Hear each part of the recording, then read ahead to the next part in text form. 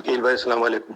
وعلیکم امید ہے السلام۔ آپ اور باقی گھر کے سارے افراد خیریت سے ہوں گے۔ الحمدللہ ہم اللہ بخیر ہیں۔ تعالیٰ سے دعا ہے آپ سب کو اپنے حفظ و امان میں رکھے۔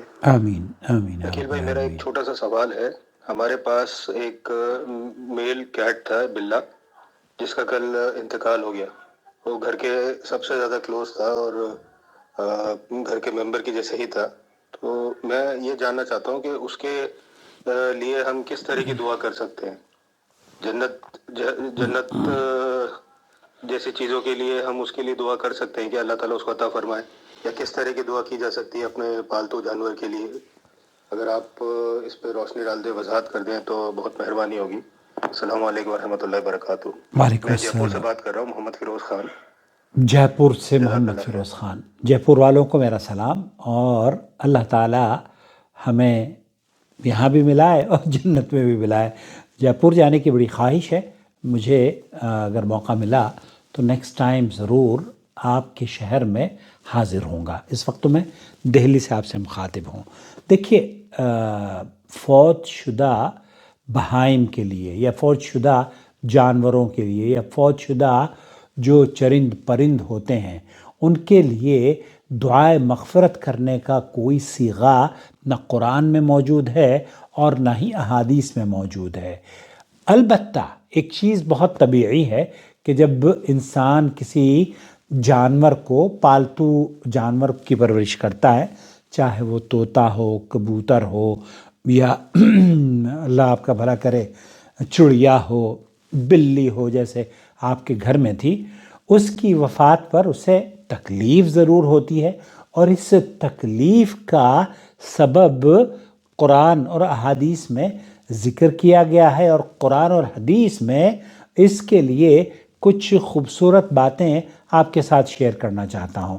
کسی کو چھوٹی بڑی کوئی بھی مصیبت پہنچے، چاہے آپ کی بلی مر جائے، یا آپ کے گھر میں کوئی سامان ٹوٹ جائے، یا آپ کی چڑیا مر جائے، ایسی صورت میں یہ مصیبت ہے۔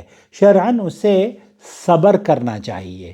جب کوئی آدمی مر جائے تب بھی، جانور مر جائے تب بھی، فصل بگڑ جائے تب بھی، کیونکہ وَلَنَبْلُوَنَّكُمْ بِشَيْءٍ مِّنَ الْخَوْفِ وَالْجُوعِ وَنَقْصٍ مِّنَ الْأَمْوَالِ وَالْأَنفُسِ وَالثَّمَرَاتِ وَبَشِّرِ الصَّابِرِينَ الَّذِينَ إِذَا أَصَابَتْهُمْ مُصِيبَةٌ قَالُوا إِنَّا لِلَّهِ وَإِنَّا إِلَيْهِ راجعون۔ تو یہ وہ قاعدہ ہے جو اسلام ہمیں سکھاتا ہے۔ ابن عثیمین رحمۃ اللہ علیہ یہ فرماتے ہیں کہ اگر آپ کسی کے مرنے پر، چاہے وہ بلی ہی کیوں نہ ہو، چاہے وہ کافر ہی کیوں نہ ہو، انا للہ و انا الیہ راجعون پڑھتے ہیں، تو آپ کو اجر ملے گا، آپ کو صبر ہونا چاہیے، اور آپ کی نیکیوں میں اضافہ ہوگا۔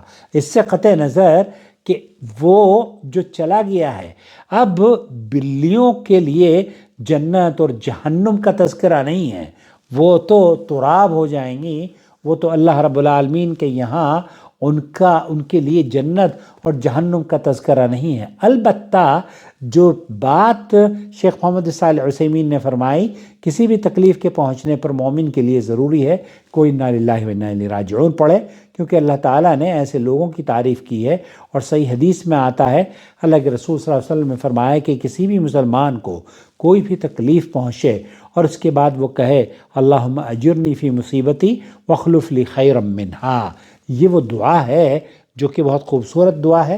اسے یاد کر لیجئے، اور میں اسے ڈسکرپشن باکس میں بھی اپنے لکھ دوں گا اگر آپ اسے یاد کرنا چاہیں۔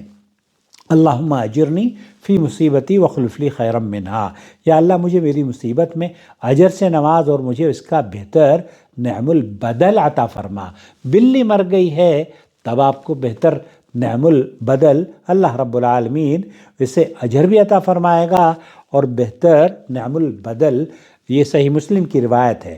اسی طریقے سے اگر کسی مسلمان کا کوئی پالتو جانور، بہیمۃ الانعام یا گائے، اونٹ، بھیڑ، بکری مر جائے تو یہ مسلمان کے مال میں کمی ہے، چنانچہ مسلمان کے لیے ایسی حالت میں ثواب کی امید ہے اور اسے انا للہ و انا الیہ راجعون کہنا چاہیے۔ اور ابن ابی شیبہ میں سعید ابن مسیب سے صحیح سند کے ساتھ نقل کیا گیا ہے، انہوں نے کہا کہ عمر رضی اللہ تعالیٰ عنہ کے جوتے کا تسمہ ٹوٹ گیا تھا۔ حضرت عمر رضی اللہ تعالیٰ عنہ نے کہا انا للہ و انا الیہ راجعون، تو ساتھیوں نے کہا امیر المومنین کیا جوتے کا تسمہ ٹوٹنے پر بھی یہ الفاظ آپ پڑھتے ہیں؟ تو انہوں نے وضاحت کی کہ مومن کو پہنچنے والی ہر ناگوار چیز مصیبت ہوا کرتی ہے، اور قرطبی رحمۃ اللہ علیہ کہتے ہیں کہ ہر چھوٹی بڑی تکلیف کو مصیبت کہتے ہیں۔ اب یہاں اس سے ہمیں یہ پتہ چلتا ہے کہ انا للہ و انا الیہ راجعون کہنے میں کوئی قباحت نہیں ہے، ہمیں اور آپ کو صبر کرنا چاہیے۔ ہمارا کوئی بھی عزیز، چاہے وہ انسان ہو یا پالتو جانور ہو، جب آپ کو پالتو جانور رکھتے ہیں تو آپ کو ان سے محبت ہو جاتی ہے، یہ طبیعی اور نیچرل چیز ہے، لیکن ان کو مرنے کے بعد ان کے لیے خاص اہتمام کرنا، ان کے لیے صدقہ اور خیرات کرنا، ان کے لیے قرآن خوانی اور ایصال ثواب کرنا، اور انہیں اپنی دعاؤں میں کہ اللہ تعالیٰ اسے یہ ساری دعائیں آپ اپنی ماں کے لیے کریں، اپنی والدین کے لیے کریں، اور غم میں آپ کو اگر تکلیف پہنچی ہے تو اس تکلیف پر اپنے لیے اجر رکھیں نا۔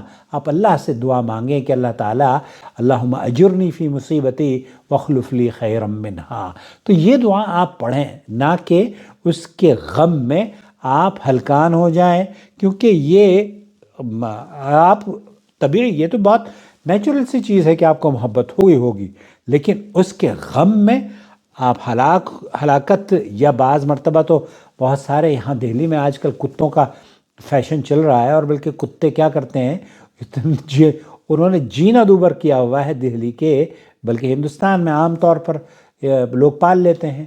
میں ایک جگہ دعوت میں گیا ڈیفنس کالونی میں، یہاں پر بہت اچھے ہمارے جواد بھائی ہیں، انہوں نے فرینڈس کالونی غالباً تو انہوں نے دعوت دی۔ وہاں جب ہم اترے ہیں تو اتنے بڑے بڑے کتے جیسے کہ گدھے اور گھوڑے گھوم رہے ہیں، اعوذ باللہ، چیختے چلاتے ہوئے۔ تو آئے دن ان کے نقصانات بھی ہیں۔ بہرحال اللہ تعالی ہمیں شر سے بچائے، حفاظت فرمائے۔ تو جانور اگر مر جائے تو اس کا غم تو ہو سکتا ہے، لیکن اس کے لیے ایصال ثواب یا قرآن خوانی یا اس کے لیے دعائے مغفرت کرنا نبی کریم صلی اللہ علیہ وسلم سے، صحابہ سے، اسلاف سے ثابت نہیں ہے، بلکہ یہ تو ثابت ہے کہ آپ کہیں انا للہ و انا الیہ راجعون، اللہم اجرنی فی مصیبتی واخلف لی خیرا منہا۔ اللہ تعالیٰ آپ کو صبر دے، اجر دے، اور اس کا نعم البدل عطا فرمائے۔ امید ہے آپ دیکھنے کے بعد اسے اپنے حلقے میں شیئر کریں گے، اور چینل کی ویڈیوز پر کمنٹ ضرور کیا کریں، لائک بھی کیا کریں۔ Thank you so much.